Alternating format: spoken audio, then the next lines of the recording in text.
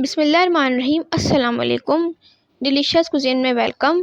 हमारी वीडियो देखने से पहले आप सबसे पहले मेरे चैनल को सब्सक्राइब करें और बेल आइकन पर प्रेस करें ताकि आपको मेरी आने वाली न्यू रेसिपीज़ की नोटिफिकेशन मिल सके।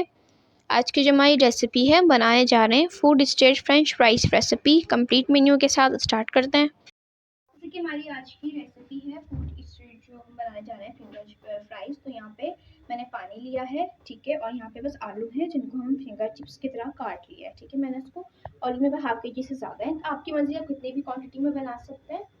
तो ये हम सबसे पहले इसके अंदर डालेंगे, ठीक है जी। अच्छा, ये क्यों डालूंगी कि इनको मुझे बॉइल करना है। सिर्फ एक बॉइल जब भी आ जाएगा इसके अंदर तो इसको हम छान के अलग कर लेंगे। सिर्फ एक बॉइल देना है, ज़्यादा कुक नहीं करना, बस एक बॉइल में। यहाँ पर एक बॉइल आ चुका है, आप देख सकते हैं, ठीक है। अब मैं इसको छान के अलग कर लूँगी। तो मैंने इसको किसी भी कपड़े पे फैला दिया है, ठीक है। आप भी इसको किसी कपड़े पे फैला सकते हैं, इस तरीके से आप देख सकते हैं। और इसके ऊपर चाहें तो उसके ऊपर इसको रब भी कर सकते हैं इस तरीके से, ठीक है। साफ़ कर लें और फैन में इसको आप उसे के बिछा के रख दें किसी भी कपड़े पे, और उसमें से बिल्कुल पानी जो है निकल जाना चाहिए, बिल्कुल सुखा लेंगे इसको। अच्छा, यहाँ पर मैंने अलग से बॉल लिया है, इसमें मैदा ऐड करूँगी मैं, 2 खाने के चमचे मैदा। इसमें आलू डालेंगे, अच्छी तरीके से उसको पहले मिक्स कर लें। देखें यहाँ पर ऑयल गर्म हुआ है, ठीक है। अब इसके अंदर हम चिप्स को ऐड करेंगे जो मैंने मैदे के साथ कोट किए थे।